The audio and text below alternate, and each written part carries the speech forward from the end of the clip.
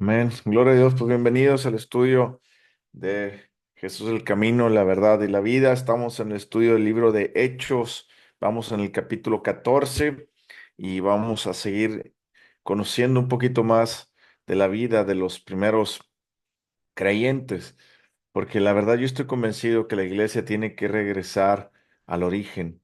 Eh, es una iglesia en la que nosotros tenemos que observar muchas cosas y entenderlos desde un punto de vista eh, correcto, en base a la palabra de Dios. Hoy en día muchas personas piensan, hay puntos, ¿cómo te puedo decir? Hay puntos muy extremos dentro de hoy el día del Evangelio, donde las personas quieren seguir las costumbres que seguían las personas del Viejo Testamento y donde unas personas también se van y dicen, pues es que la iglesia ha evolucionado y tiene que ser así, así, así, ¿ok? Y Dios siempre me ha enseñado lo que dice la Biblia, ¿no? ¿Qué nos dice la Biblia a nosotros? Ni a la derecha ni a la izquierda, sino por el centro. Voy a poner un ejemplo. He conocido iglesias que dicen, nosotros debemos guardar el sábado porque es un mandamiento de Dios. La Biblia lo dice, Jesucristo lo guardaba, incluso los apóstoles lo guardaban, ¿no? Entonces nosotros tenemos que regresar como la iglesia primitiva lo guardaba. Y yo siempre les digo a las personas, la iglesia primitiva no guardaba el día sábado como algo que Jesús nos dijo que hiciéramos, sino era una costumbre judía. Y la mayoría, bueno, no la mayoría, casi todos, bueno, sí, todos, de que salieron, que eran los primeros cristianos, pues ¿quiénes eran? Eran judíos que venían de, mm, de tradiciones judías. Eso quiere decir que ellos aprendieron a guardar el sábado por una tradición. Y cuando se hicieron cristianos, pues no de la noche a la mañana borraron sus tradiciones, ¿ok? Entonces siguieron juntándose en los sábados, siguieron guardando el sábado y todo eso. Pero en el capítulo, creo que es el capítulo 15 que lo vamos a ver la siguiente semana, ahí nos explica un poco más Pablo de que le dicen, oye, pero pues, ¿qué le decimos a la iglesia que antes no era judía, es decir, a los gentiles? Y les dice, no, no te preocupes, a ellos no les digas que guarden el sábado ni nada de esas cosas, sino que hagan tres cosas, que se abstengan, que se aparten de las contaminaciones de los ídolos, de fornicación, de ahogado y de sangre, cuatro cosas. Entonces, nos damos cuenta que verdaderamente hay iglesias que quieren irse a un extremo de guardar todo lo que la iglesia primitiva guardaba sin el contexto. ¿Qué quiere decir el contexto? Bueno, eh, en el Antiguo Testamento hay dos testamentos, Antiguo y Nuevo Testamento, ¿cierto? Al decir, como dice Pablo, al decir Nuevo Testamento es que queda obsoleto el Viejo Testamento. No, pero Jesucristo no vino a borrar el Viejo Testamento, sino vino a cumplirlo. Sí, dentro del Viejo Testamento Jesús vino a cumplir todo en la ley moral y en la ley moral y que se me olvidó la palabra, la otra palabra, pero bueno, en la ley moral y en la ley normativa, digámoslo, y en la ley que Dios requería y ponía tantas cosas al pueblo judío para celebrar las fiestas, ¿no? Entonces, cuando Dios, digámoslo así, invitaba cuando Dios en el Antiguo Testamento les decía, hagan esto, lo hacía con un propósito en el Antiguo Testamento.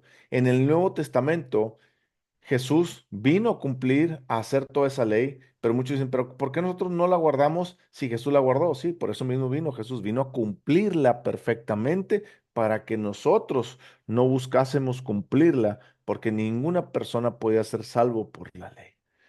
Y no solamente hablando de la ley moral, sino también de la ley que demandaba a Dios en todos los sentidos, ¿ok? Bueno, eso es una cosa. Entonces, cuando nosotros entendemos esta parte, nosotros entendemos verdaderamente que si nosotros leemos el Nuevo Testamento con los ojos del Nuevo Testamento verdaderamente y mirando hacia el Viejo Testamento como enseñanza, pero no como algo que debemos de cumplir, sino como una enseñanza, entonces nosotros podemos entender que no me puedo cargar de un lado, porque seguir esas tradiciones tampoco es así, ¿ok? Del lado izquierdo están todas las personas que dicen, este, eh, están todas las personas del lado izquierdo que dicen, no, hoy, vamos a presentar un evangelio muy light, muy light para las personas, donde te dicen, Dios te quiere bendecir, te quiere hacer un bien, Dios quiere darte lo mejor, quiere que tengas tu mejor vida ahora, y se les olvida hablar de Jesucristo, se les olvida el arrepentimiento, el nuevo nacimiento, se les olvidan los frutos dignos de arrepentimiento, se les olvidan el predicar una vida santa y el que Dios sí te quiere bendecir, te quiere dar cosas buenas, pero obedeciendo a Dios. Entonces están estos dos extremos, por eso hay que irnos por el medio. Entonces vamos a pedirle a Dios que nos dé entendimiento. Señor, te pido que nos des de tu Espíritu Santo para nosotros poder comprender y entender tu palabra y nosotros poder verla de acuerdo al modelo y a la forma en que tú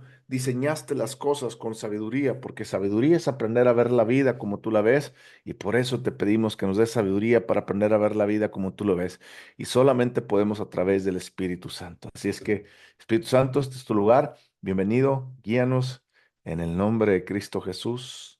Amén. Versículo 14. Aconteció en Iconio, que entraron juntos en la sinagoga de los judíos, hablando de Pablo y Bernabé, de manera, y hablaron de tal manera que creyó una gran multitud de judíos y asimismo de griegos. ¿Qué significa una gran multitud de judíos y griegos? Personas que conocían el Torá o la Biblia, el Viejo Testamento, parte del Viejo Testamento, y que estaban buscando a Dios, y los griegos que tenían sus propios dioses y que tenían su propia filosofía y forma de ver las cosas. Ellos escucharon a Pablo y a Bernabé y se convirtieron. Fíjate lo que dice ahí. De tal manera que creyó. ¿Qué significa creer? Es una palabra que Dios me ha hablado una vez, otra vez en esta semana para decirle a las personas verdaderamente que el que viene a Cristo Jesús hay que creer. Y el versículo que Dios siempre me da es versículo 8, Juan capítulo 8, versículo 31. Dijo entonces Jesús a los judíos que habían creído en él. Si vosotros permanecieres en mi palabra seréis verdaderamente mis discípulos y conoceréis la verdad y la verdad os hará libre. Entonces, creer tiene que ver con permanecer en lo que la palabra de Dios dice para yo empezarla a practicarla. Es decir, yo tengo que quitar mi forma de pensar y de creer para poner una nueva forma de pensar y de creer basada en la palabra de Dios. Por ejemplo, la vez pasada un amigo me dice, estamos platicando un poquito y de cosas de la vida. Él no es cristiano y yo le dije mi testimonio que llevo muchos años soltero y me dice, oye, ¿a poco no has tenido relaciones sexuales? Le digo, no tengo relaciones sexuales. Me dice, ¿y por qué o qué? Le digo, porque yo creo en Dios y la Biblia dice que no fornicaréis. Y él me dice, ¿pero cómo? Si Dios, creo que Dios hizo el sexo para que lo disfrutásemos. Y le dije, sí, Dios hizo el sexo para que lo disfrutásemos dentro de los límites del matrimonio, no fuera del matrimonio. Fuera del matrimonio, antes del matrimonio, perdón, se llama fornicación. Dentro del matrimonio con otra persona se llama adulterio. Dentro del matrimonio con tu cónyuge con el cual te casaste, eso es el verdadero placer en el sexo que Dios nos ha permitido tener. Entonces la persona me decía, oye Adrián, pero es que pues yo no creo de esa forma, ¿verdad? Y le digo, mira, y me decía, un día te voy a convencer, le digo, no vas a poder. ¿Sabes por qué? Porque yo antes vivía de esa forma y decidí rendir mi voluntad a Dios. Y cuando yo le rendí mi voluntad, significa que yo he quitado todos los pensamientos de la forma que yo creía que era la vida y los he puesto por la nueva forma que he adquirido, donde Dios nos dice que es la vida. Eso es creer en Jesús. Yo quitarme mi voluntad y mis pensamientos de acuerdo como yo creía y veía la vida para meter la sabiduría de Dios, que significa entender cómo Dios hizo la vida y lo que Dios demanda de la vida. Amén. Y eso es creer. Entonces aquí está diciendo, cuando hablaron una gran multitud y creyó, no significa que, como hoy en día que viene un predicador de fuera, o un evangelista y hay 1,000, 2,000 personas y ¿quién quiere dar su vida a Cristo Jesús? Y yo, y todos salen corriendo por una emoción porque hay una mujer una mujer que fue abusada, hay una mujer que tiene problemas con su matrimonio, otra mujer que tiene un hijo en las drogas, etcétera, etcétera, ¿no? Una persona que tiene un problema económico muy fuerte y que les dijeron, ven, Dios te va a ayudar. Entonces las personas vienen por una emoción y no por una convicción. Aquí la palabra creer tiene que ver con una profunda convicción de entender de yo que he creído lo que Pablo me está hablando acerca de Cristo. Eso significa que tengo que dejar mi forma de pensar para adoptar la nueva forma de pensar. Porque Jesucristo se lo dijo a todas las personas que creyeron en mí, si permaneces en mi palabra, seréis verdaderamente libres. Y esos son mis discípulos. Es decir, creer significa, ok, Pablo, me estás vendiendo un Cristo y me estás diciendo que este tiene una forma nueva de pensar, así, así, y lo creo y lo quiero. Apenas voy a comenzar, por eso tengo que permanecer en la palabra, ¿ok? Pero el creer conlleva una acción. Y hablaron de tal manera que creyó una gran multitud de judíos y asimismo de griegos. Mas los judíos que no creían excitaron y corrompieron los ánimos de los gentiles contra los hermanos. Por tanto, se detuvieron ahí mucho tiempo, hablando con denuedo, confiados en el Señor, el cual daba testimonio a la palabra de su gracia y concediendo que se hiciesen por las manos de ellos señales y prodigios. ¿Ok? Vamos a ver una cosa. Aquí había personas que eran judíos, que no habían creído en Cristo Jesús, que lo rechazaban, que se pusieron en contra de Pablo y empezaron como quien dice, a poner peros, ¿ok? Pero dice la Biblia en el versículo 3, tenían mucho denuedo. ¿Se acuerdan que cuando empezamos el estudio de Hechos, yo les dije, pongan atención en tres cosas? Una de ellas es lo que Dios dice acerca del denuedo. Otra cosa, lo que Dios dice de la unidad y lo que Dios dice acerca del Espíritu Santo, ¿ok? Bueno, denuedo, denuedo es algo que tú le pides a Dios, pero no es algo que te da, Dios, te voy a dar 10 kilos de denuedo. No. Denuedo es algo que tú le pides a Dios denuedo cuando tú te vas metiendo más con Dios. Porque cuando yo conozco más a Dios, me da más confianza de hablar más de Dios. ¿Por qué? Porque estoy metiéndome más con Él. Y le pido denuedo para hablar su palabra en base a la confianza que yo tengo por conocerlo más. ¿Ok? Es decir, si yo no busco conocer a Dios y le pido que me dé denuedo para hablar su palabra, no va a ser así. Pero si yo le pido de nuevo y me meto en su palabra, Él me va a dar de nuevo para hablar de tal manera que las personas van a buscar oír la palabra de Dios, porque están escuchando a una persona con una convicción. Por eso es importante que todo predicador, toda persona, le pida a Dios de nuevo para hablarles a las otras personas acerca de Cristo o para enseñar a la misma iglesia. Necesitamos que las personas nos paremos con denuedo para defender la palabra de Dios, para predicar la palabra de Dios y para enseñarla. ¿Ok?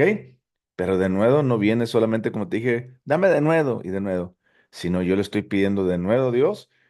Eso significa que me voy a meter más en su presencia y voy a creer que al meterme más me va a dar de nuevo. ¿Ok? Fíjate lo que dice la parte final del versículo 3, que confiados en el Señor, no confiados en ellos mismos, confiados en el Señor. Yo no puedo confiar en la elocuencia que yo tengo, en la forma de enseñar que yo tengo. Yo tengo que aprender a depender de que Dios me va a dar las palabras, no solamente porque sí, sino porque he buscado su presencia, he estudiado su palabra y al momento que me toque enseñar y predicar, me he preparado, he estudiado, me he preparado. No estoy diciendo que no me he preparado, no estudio y de repente hablo y ya me dio palabra. No es así. Hay que aprender a confiar y depender del Señor, pero nosotros tenemos que buscar esa preparación. Y cuando tenemos esa preparación, tenemos que confiar no en la elocuencia ni en la forma en la que hablo, la que digo, sino en la forma en la que Dios se quiera mover. Y cuando confiamos en Dios, los milagros suceden. Cuando yo me quiero regir y nomás poner esto porque sé cómo hablar bonito y sé cuándo subir el tono y cuándo bajar el tono, no vamos a ver milagros porque estamos moviendo a las personas con emociones. Pero cuando yo me dependo de Dios, Señor, ¿qué quieres hacer? Y Dios se empieza a mover. Fíjate lo que dice el versículo 3, la parte final. El cual daba testimonio, confiados en el Señor, el cual daba testimonio a la palabra de su gracia, concediendo que se hiciesen por la mano de ellos señales y prodigios. ¿Por la mano de quién? De ellos. Las manos, los pies de Jesús somos nosotros. Jesús, al nosotros poner las manos sobre las personas para orar por una situación o por una sanidad o por lo que quieras, la Biblia dice, de acuerdo a Juan capítulo 14, versículo 12, que todo lo que pidiéramos capítulo 12 y 13, si no me equivoco, perdón, capítulo 14, versículo 12 y 13, fíjate lo que dice ahí. Dice, eh, pero, ay, perdón, me estaba equivocando. Aquí está. Capítulo 14, versículo 12. De cierto os digo que el que en mí cree, las obras que yo hago, él las hará también, y aún mayores, porque yo voy al Padre. Y todo lo que pidieres o demandares al Padre en mi nombre, yo lo haré para que el Padre sea glorificado en el Hijo. Así que cualquier cosa que pidieres en su nombre, yo lo haré. Es decir, cuando nosotros predicamos con denuedo y le decimos, Señor, aquí estamos, Señor, y aprendemos a confiar en Dios, no en nuestra sabiduría ni nuestra elocuencia, en lo que quieras, entonces Dios empieza a hacer milagros a través de nosotros. Dios te va a utilizar. Si Dios te dice pon las manos sobre una persona o ora sobre una persona, no creas que al momento de irlas a poner, a ver si pasa, o no creas, Señor, ¿cómo le voy a hacer? No, porque no eres tú. Tienes que aprender a confiar en Dios. ¿Ok? Versículo 4. Y la gente de la ciudad estaba dividida. Unos estaban con los judíos y otros con los apóstoles. Pero cuando los judíos y los gentiles, juntamente con sus gobernantes, se lanzaron a afrentarlos y apedrearlos, y habiendo sabido, huyeron a Listra y Derbe, ciudades de Licanoa y a toda la región circunvecina, y ahí predicaban el evangelio. ¿Ok? Aquí quiero que entiendan que cuando estos hombres, Pablo y Bernabé, estaban en un lugar y están convenciendo a mucha gente, la oposición siempre va a venir. Déjame decirte una cosa, sin oposición no estás avanzando. La Biblia nos dice, en el mundo tendréis aflicción, confiad en mí, yo he vencido el mundo. La Biblia nos dice que Jesús nos dijo, yo los envío como corderos en medio de lobos. Es decir, cuando nosotros predicamos verdaderamente el Evangelio de Dios y empezamos a hacer milagros, prodigios y señales, o Dios empieza a hacer milagros, prodigios y señales a través de nosotros, va a venir oposición. Siempre. Si no hay oposición, es que algo no estás haciendo bien. Si no estás teniendo oposición, es que el diablo no se interesa por contigo porque no estás haciéndolo batallar. ¿Sí me explico? Entonces, nosotros hay que entender que como cristianos debemos y vamos a enfrentar oposición. Muchas personas te predican un evangelio light que te dicen que nosotros no vamos a tener oposición y que estás teniendo oposición o algo es porque algo malo estás haciendo. Y déjame decirte que no es así, es contrario al revés. Si tú no estás teniendo oposición en lo que estás haciendo, al diablo no le interesas, no le interesa. Al diablo le interesa la persona que viene a quitarle su negocio, viene a quitarle las almas. Al diablo por eso está ahí. Claro, la Biblia dice que no estamos mancos. La Biblia nos dice, fíjate, nos dice en Marcos capítulo 6 versículo 18, en mi nombre echarás fuera demonios. O sea, nosotros tenemos que echarlo fuera. Efesios, no me acuerdo si me confunde si ese versículo, si es 3:27 o algo así. Mira, lo voy a buscar rapidísimo, no, para no darles un versículo equivocado, pero es 3:27, no, 4:27. Y no deis lugar al diablo. Santiago, también capítulo 4 versículo 7 nos dice, este, someteos pues a Dios y resistir al diablo y este huirá de vosotros. Y otro versículo en 1 Pedro, capítulo 5 versículo 8 dice, el diablo anda como león rugiente buscando a quien devorar, al cual resistir firmes en la fe. Eso significa que sí va a haber oposición en nuestras vidas, pero Jesús no nos ha dejado mancos. Él ya nos dio la victoria y nos dio su nombre para echar fuera al diablo de lo que nosotros estamos haciendo para Dios. Versículo 8. Y cierto hombre de Listra estaba sentado imposibilitado de los pies, cojo de nacimiento, que jamás había andado. Este oyó hablar a Pablo, perdón, al cual fijando en él sus ojos y viendo que tenía fe para ser sanado, dijo a gran voz, levántate derecho y sobre tus pies, y él saltó y anduvo. Quiero que veas aquí dos cositas. Una, en el versículo 9 dice que cuando este hombre oyó hablar a Pablo, es decir, este hombre primero escuchó hablar de Cristo Jesús y dijo, oye, este me está predicando acerca de un Dios que me ama, que vino, que murió por mí y que quiere hacerme el bien. Entonces, él creyó, ¿ok? Oyó hablar a Pablo, ¿qué oyó hablar? El Evangelio de Cristo Jesús, el cual fijando en él sus ojos, viendo que tenía fe para ser sanado. Quiero que veas una cosa. A veces nosotros decimos, si es la voluntad de Dios, señores, la voluntad de Dios ya está escrita, por eso se llama Nuevo Testamento. ¿Qué es un testamento? Testamento significa la última voluntad del que murió, en este caso vivió. Entonces yo tengo que leer el Nuevo Testamento como la última voluntad de Dios. Y si Dios dice en 1 Pedro capítulo 2 versículo 24 que por sus llagas ya fui sanado, entonces la voluntad de Dios es la sanidad. Si un leproso vino a Jesucristo y le dijo, Señor, si quieres sanarme, sáname. Y Jesús le dijo, yo quiero, siempre quiero, sé sano. ¿Ok? Bueno, eso es lo primero, lo segundo. Lo segundo que hay que entender es que no depende de Dios. Dios ya hizo todo lo que tenía que haber hecho para que tú y yo fuéramos sanos, para que tú y yo fuéramos, ¿cómo se puede? Para que tú y yo tuviéramos todo lo que Dios nos ha prometido. Por eso dice la Biblia que Cristo Jesús es el sí y el amén de las promesas de Dios. ¿Ok? Perfecto. Entonces, tercero, dice, cuando vio que tenía fe, ¿qué significa que tenga fe? La Biblia nos dice en Romanos capítulo 10 versículo 17 que la fe viene por el oír la palabra de Dios. Decía oír porque en aquel entonces la palabra de Dios se oía más de lo que se leía, porque no había tantas imprentas ni tantas cosas y todavía no se estaba escribiendo, apenas estaba escribiendo el Nuevo Testamento, ¿ok? Entonces, por eso decía la palabra viene por el oír. Nosotros podemos decir la palabra viene por el oír y por leer la palabra de Dios. Es decir, si yo leo la palabra de Dios, yo estoy teniendo la fe bíblica que Dios demanda para que yo pueda creerle a Dios. Hay, hay dos tipos de fe, la fe del mundo y la fe de Dios. La fe del mundo basta con decir positivismo. Yo puedo, yo creo que voy a hacer. Eso es positivismo, eso no tiene nada que ver con Dios y no es la fe bíblica que Dios demanda para recibir sus problemas, para recibir las bendiciones de Dios. La fe bíblica tiene que ver con creerle a Dios. ¿Qué significa fe? Significa creer, confiar y obedecer a Dios. O en otras palabras más cortas, significa creer que lo que Dios dice en su palabra es verdad. Entonces, si yo necesito fe bíblica, tengo que leer la palabra de Dios para creer, oye, Dios ayudó a David a matar a Sansón y Dios ayudó a Pedro cuando se estaba ahogando y esto y que el otro. Yo lo puedo creer. Y la mujer del flujo de sangre, Dios la sanó.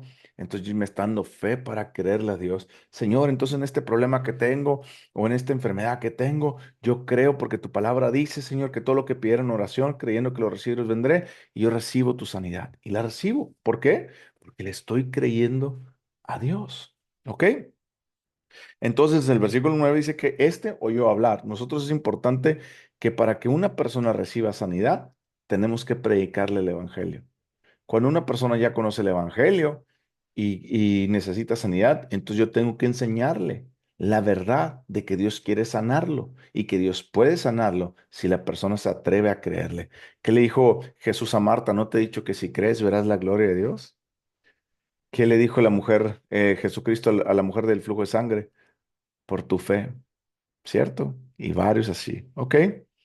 Versículo 10 y dijo a gran voz, levántate derecho sobre tus pies, y saltó y anduvo. ¿Se dan cuenta que Pablo no dijo, déjame orar, Señor, oro para que saber cuál es tu voluntad, Señor, oro para que tú lo sanes? Hoy en día mucha gente, oro para que tú lo sanes, oro para que tú lo levantes, oro. Y Jesús te está diciendo, yo ya te dije, ve en mi nombre y sana enfermos. Entonces, le dices como Pedro le dijo en el capítulo 3 en el templo de la hermosa al cojo, levántate y anda porque en el nombre de Jesús, Jesús te sana. ¿Te das cuenta que Dios demandó una orden del cielo? Una orden ya escrita de acuerdo a la voluntad de Dios. Y así tenemos que hacer. Creer que lo que pedimos, recibimos, porque Dios, Jesús, nos respalda al hacerlo. Versículo 11. Entonces la gente, visto lo que Pablo había hecho, alzó la voz diciendo en la lengua licaónica, dioses bajo la semejanza de hombres han descendido a nosotros. Y a Bernabé llamaban Júpiter y a Pablo Mercurio porque este era el que llevaba la palabra. Es decir, Pablo predicaba mucho, era el que más hablaba. Y el sacerdote de Júpiter, cuyo templo estaba enfrente de la ciudad, trajo toros, guirnaldas delante de las puertas y juntamente con la muchedumbre quería ofrecer sacrificios. Cuando lo oyeron los apóstoles, Bernabé y Pablo rasgaron sus vestidos y se lanzaron entre la multitud, dando voces y diciendo: Varones, ¿por qué hacéis esto? Nosotros también somos hombres semejantes a vosotros, que os anunciáis que de estas vanidades os convirtáis al Dios vivo, y que hizo el cielo y la tierra y el mar y todo lo que en ellos hay. En las edades pasadas, Él ha dejado a todas las gentes andar en sus propios caminos. Si bien no se dejó a sí mismo sin testimonio, haciendo bien, dándonos lluvia del cielo y tiempos fructíferos, llenando de sustento y de alegría a nuestros corazones. ¿Qué quiere decir aquí? Aquí la gente creyó y vio a los apóstoles y quería adorarlos. ¿A qué te suena eso semejante? ¿No te suena a la Iglesia Católica que tiene miles de santos y quiere adorar a los hombres?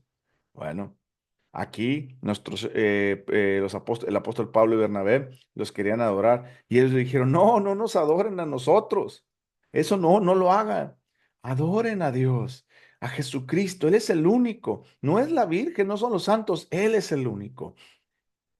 ¿Tú qué crees que dirían los apóstoles a los que tanto están adorando los católicos? Yo creo que los apóstoles les dirían: ¿por qué están haciendo esto? No nos adoren a nosotros, no nos pidan a nosotros, no nos adoren a nosotros. Nosotros no podemos hacer nada, estamos con Dios. ¿Me explico? ¿Por qué hoy en día tú quieres adorar a una estatua? ¿Por qué hoy en día tú quieres adorar una imagen? ¿Por qué hoy en día tú quieres adorar a hombres, grandes hombres y mujeres de Dios? Los quieres adorar como dioses, cuando aquí mismo están diciendo: no nos adores a nosotros. Amén. Versículo 18. Diciendo estas cosas, difícilmente lograron impedir que la multitud les ofreciera ese sacrificio. Hoy también les enseña uno la palabra de Dios a los católicos y les dice: mira, aquí dice la Biblia que no adores. Y difícilmente quieren entender y todos quieren seguir adorando. Es más fácil, es más fácil adorar algo que leer la Biblia y cumplir lo que demanda. Versículo 19. Entonces vinieron unos judíos de Antioquía y de Iconio que persuadieron a la multitud, y habiendo apedreado a Pablo, le arrastraron fuera de la ciudad pensando que estaba muerto. Versículo 20.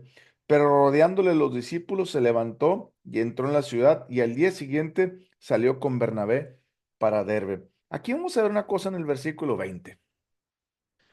A Pablo lo pedrearon tanto que parecía que estaba muerto, por eso lo dejaron. Dije: no, este hombre ya está muerto. Y al día siguiente se levantó como si nada. Bueno, en ese momento se levantó como si nada, y al día siguiente vivió como si se fue a otro lugar como si nada.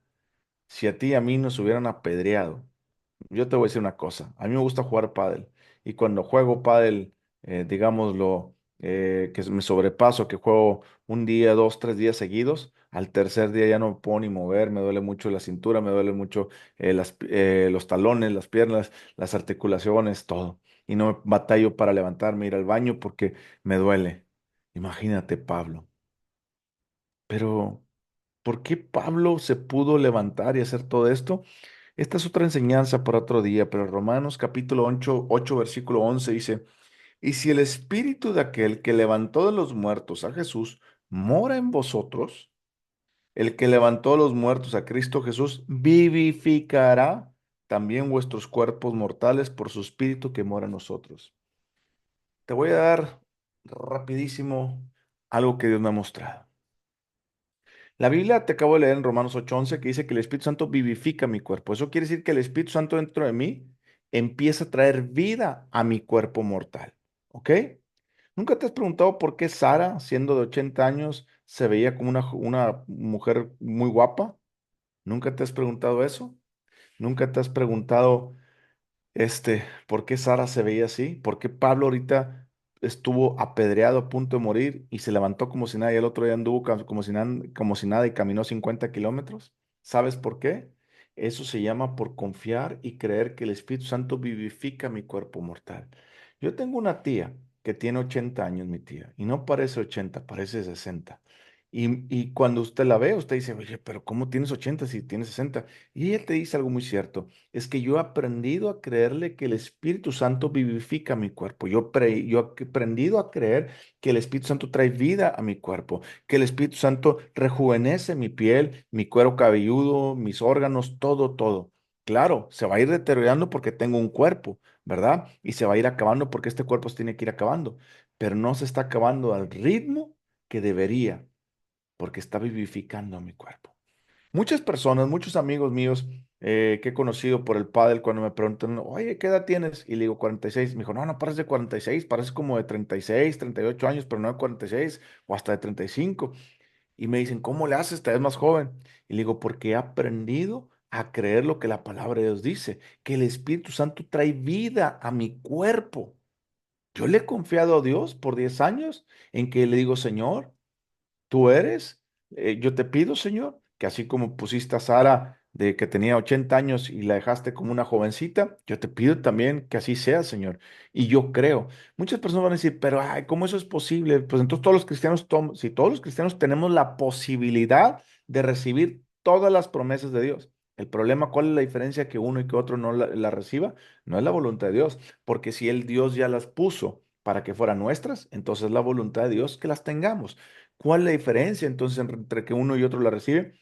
Se basa en el tener fe, en creer lo que Dios dice. Primero yo, para creer, yo tengo que escudriñar la palabra de Dios. Y me doy cuenta que en Romanos 8:11 dice eso. Entonces yo le tengo que creer, empezar a creer a Dios, que Él está trayendo, vivificando mi cuerpo mortal.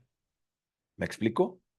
Entonces yo le estoy diciendo, Señor, Señor, tú rejuveneces mi piel, tú rejuveneces mis órganos, tú rejuveneces todo. Bueno, aquí Pablo, el mismo hombre que escribió Romanos 8, capítulo 8, versículo 11, es este mismo hombre que logró experimentar ese poder vivificador de Dios, que fue apedreado tanto que parecía que ya estaba muerto, por eso lo dejaron, lo abandonaron, pero se levantó como si nada y luego el otro día caminó como 50 kilómetros, porque aprendió a creer en el poder vivificador del Espíritu Santo. Así es que aprende a creer en el poder vivificador del Espíritu Santo, ¿ok?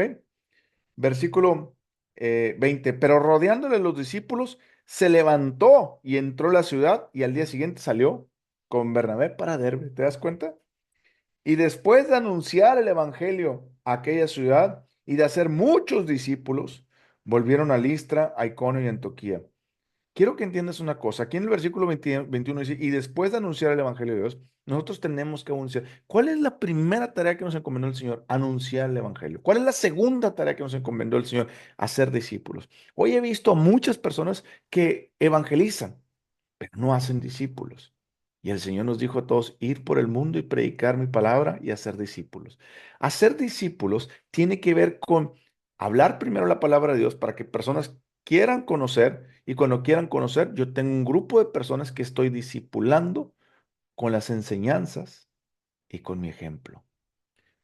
Pablo, ahí cuando dijo hicieron discípulos, no significa que, ya creyeron, hice discípulos. No, significa que Pablo y Bernabé se quedaron en un tiempo específico ahí, pasando para enseñarles a ellos la palabra de Dios hasta que se convirtieron en discípulos. ¿Cómo sabemos esto? Porque la Biblia te dice en, en Juan capítulo 8, versículo 31, ¿te acuerdas que lo leímos? Dijo Jesús a los que habían creído en él. Si a vosotros permanecieres en mi palabra, seréis verdaderamente mis discípulos y conoceréis la verdad y la verdad te hará libre. Es decir, aquí cuando Pablo está diciendo que predicó el evangelio y que hizo discípulos, lo que en verdad está diciendo es, fui a evangelizar y me quedé con ellos un tiempo hasta que permanecieran en la palabra de Dios. Y ya que permanecieron los que tenían que estar y ellos solitos siguieron creciendo, son discípulos. ¿Te das cuenta que no fueron y evangelizaron nada más, sino se quedaron un tiempo haciendo discípulos? Yo estoy convencido que todo ser humano que viene a Cristo primero tiene que discipularse. Después de discipularse, tiene que ir a predicar el evangelio. Después de predicar el evangelio, tiene que hacer discípulos. Y hacer discípulos no es meterlos en un curso como la mayoría de las iglesias. Déjame, los meto en un curso, el curso de cristianos de parvulitos y luego cristianos de primaria. Y así, no es así. El verdadero discipulado tiene que ver con enseñar y enseñar y enseñar la palabra de Dios en palabra y en ejemplo a través de la vida de un líder. ¿Ok? Dice ahí. Versículo 22. Voy a leer el 21 otra vez. Y después de anunciar el evangelio a aquella ciudad y de hacer muchos discípulos, volvieron a Listra, Iconio y Antioquía, confirmando los ánimos de los discípulos y exhortándoles a que permaneciesen en la fe, diciéndoles, es necesario que a través de muchas tribulaciones entremos en el reino de Dios. Primero, Pablo, después de ser discípulos acá, se fue a otra región donde había hecho discípulos y vino para animarlos y exhortarles y decirles, ¿cómo van? ¿Cómo van mis discípulos acá? Y los vino a animar y a exhortar. Y me imagino que estos dijeron, no, pues estamos enfrentando oposición. Y Pablo le está diciendo, qué bueno que están enfrentando oposición, porque si están enfrentando oposición, eso significa que están avanzando. ¿Por qué les dijo eso? Fíjate lo que dice ahí. Versículo 22, la parte final del 22. Es necesario que a través de muchas tribulaciones, no dice pocas tribulaciones, a través de muchas tribulaciones entremos en el reino de Dios.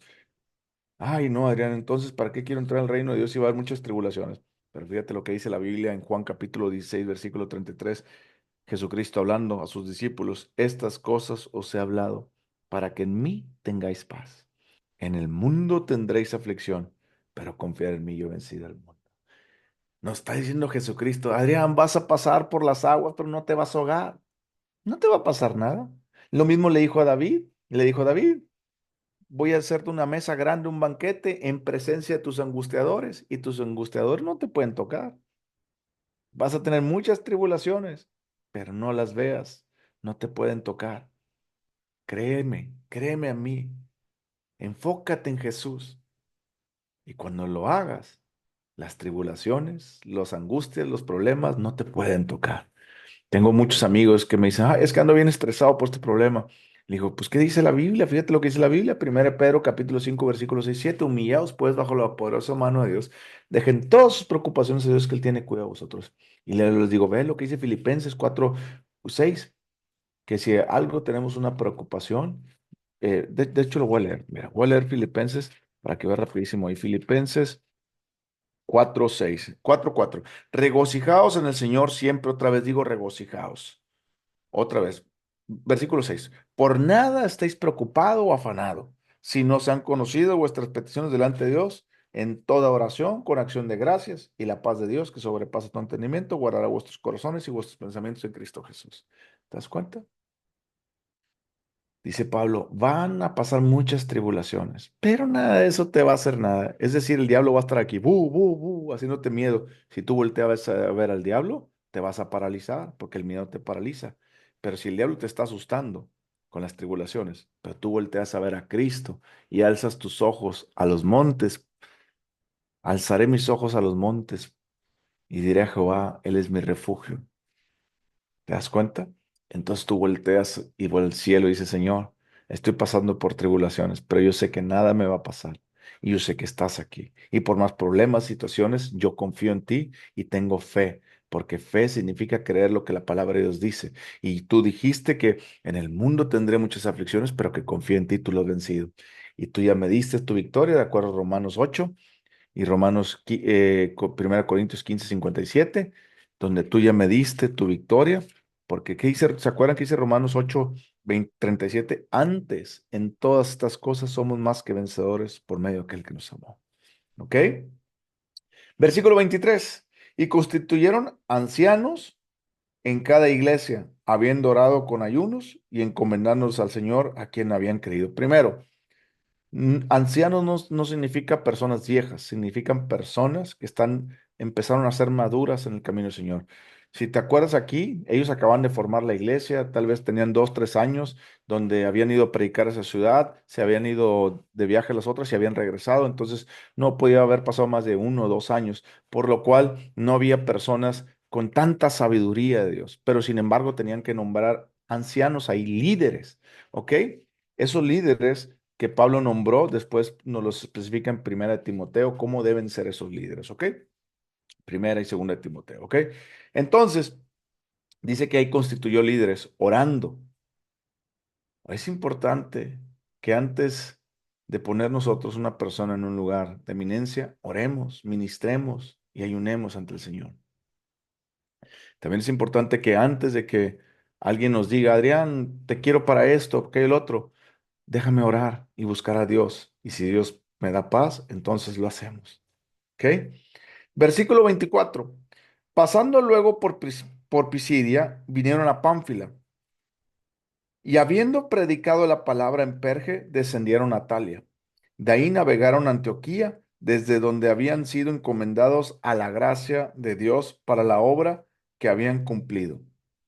Y habiendo llegado, y habiendo llegado y reunido a la iglesia, refirieron cuán grandes cosas había hecho Dios con ellos y cómo había abierto la puerta de la fe a los gentiles. Y se quedaron ahí mucho tiempo con los discípulos. Se quedaron mucho tiempo con los discípulos para hacer más discípulos, para crecerlos. ¿Te estás dando cuenta que una iglesia verdadera necesita ser discípulos? Yo te voy a hacer una pregunta. ¿La iglesia en la que estás te está discipulando? Y no me refiero por un programa donde tienes que venir los sábados o los domingos o tales días y que tienes que cumplir y que contesta los exámenes, porque conozco iglesias que hacen exámenes y contestan todo eso y si la persona lo contesta, entonces estás discipulando. Eso no tiene nada que ver con eso. Eso solamente te asegura que está leyendo algo. El discipulado tiene que ver cuando tú predicas la palabra de Dios y ellos la entienden. Más bien cuando tú la enseñas y ellos la están oyendo y lo ves a través de sus vidas. Y ellos empiezan a seguirte porque están viendo los frutos de Dios en tu vida. Cuando una persona te empieza a poner peros, ay, es que yo no quiero seguir a ese líder, o yo no quiero seguir a Adrián, o yo creo que el pastor está mal por esto y que el otro, se empieza a desviar la persona. Eso significa que la persona ya no quiere ser discípula. Y eso significa que te están incomodando. Yo muchas veces lo pasé en mi vida cuando era discípulo. Algunas veces la regué y otras veces le dije, Señor, perdóname por pensar mal del líder o del pastor y yo me voy a quedar aquí porque he visto los frutos del pastor, aunque no estoy de acuerdo en algunas cositas que son sencillas, no es nada malo, pero yo me voy a quedar aquí porque es un gran hombre de Dios y quiero seguir discipulándome. Y cuando Dios me habló y me dijo, ten tu ministerio y ahora sí ve y predica y haz discípulos y eso es lo que estoy haciendo. Yo no puedo hacer discípulos sin antes yo haber sido un discípulo. ¿Me explico? Y un buen discípulo, no un cualquier discípulo. Hace unos días me habló una persona que era mi discípulo y que él en aquel entonces no quería dejar el cigarro y nosotros después de una y otra vez y luego le dimos como un año y no quería dejarlo y luego cometió otra falta y le dije, mira, ya no, yo estoy viendo que tú no quieres. Yo no voy a batallar. Le dije, yo trabajo con las personas que quieren y con las personas que a lo mejor tienen un problema, pero buscan dejarlo. Pero una persona que no quiere y no quiere, bye. Le dimos las gracias. Después de 2 años, hablé con él hace unos días y me dijo, pastor, no sabe, estoy muy a gusto acá en otra iglesia donde estoy. Ya dejé el cigarro, ya entendí lo que me decía mucho tiempo, esto, que lo otro. Y le digo, gloria a Dios. Y mire, Dios me ascendió de puesto y me dieron otro puesto mejor y que esto y que el otro, y etcétera, etcétera. Y le dije, ¿te estás asegurando de ser un buen discípulo allá? Sí, pastor, estoy así acá. Le dije, bueno, ahorita me dijiste que te ascendieron de puestos. ¿Estás dando tus diezmos completos y tus ofrendas? ¿Y estás dando en tu iglesia? Porque un buen discípulo también se distingue por lo que necesita ser en todas las áreas de su vida. No solamente porque la estoy cambiando en ciertas áreas, ya soy un buen discípulo. Dios ve la vida de forma integral y no por áreas. Yo tengo que aprender a vivir conforme a la palabra de Dios en todas las áreas para ser un buen discípulo. No solamente siendo bueno orando y mal diezmando. No solamente siendo buen diezmador y malo orando. Yo tengo que aprender a ser bueno orando, leyendo la Biblia. Tengo que aprender a ser bueno adorando a Dios, diezmando, ofrendando, tratando bien a mi esposa, a mis hijos, a mis amigos, etcétera, etcétera, etcétera. ¿Está entendiendo? Entonces, ser discípulo es un trabajo complejo. Ser líder para guiar a otros a ser discípulo es otro trabajo complejo. Y la pregunta es, ¿usted está siendo un buen discípulo? Porque hay grandes hombres de Dios como Pablo y Bernabé que están invirtiendo mucho tiempo en su vida y tal vez usted no los está tomando en cuenta. Vamos a orar para cerrar el estudio. Padre, en el nombre de Cristo Jesús, te damos gracias por la oportunidad de escuchar tu palabra. Te damos gracias porque tú eres bueno y tu palabra, Señor, nos llena, nos nutre, nos enseña y nos reta, Señor, a buscar más de ti y no a ser mejores personas, sino a dejar vivir Cristo más en nuestras vidas. Perdónanos por las veces que hemos fallado y hemos sido malos discípulos y hemos sido malos líderes. Y enséñanos a vivir una vida de discipulado bíblico y un liderazgo bíblico. Enséñame, Señor, a ser como Pablo y Bernabé, a ir a donde tenga que ir para llevar tu palabra y a ser discípulos. En el nombre de Jesús. Amén. Si Dios ha puesto en tu corazón ver este mensaje, y te gustó o en tu corazón te habló, mándalo a más personas para que más personas conozcan más de Dios y crezcan.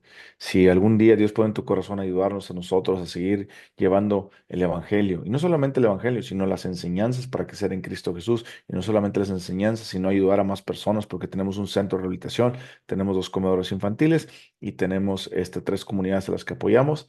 Entonces, mándame un mensaje y con gusto te puedo decir cómo nos puedes apoyar. Mientras, ora por nosotros y ora para que más personas crezcan, se conviertan a Cristo y crezcan en Cristo. En el nombre de Jesús. Amén. Si quieres, ya puedes quitarle la grabación.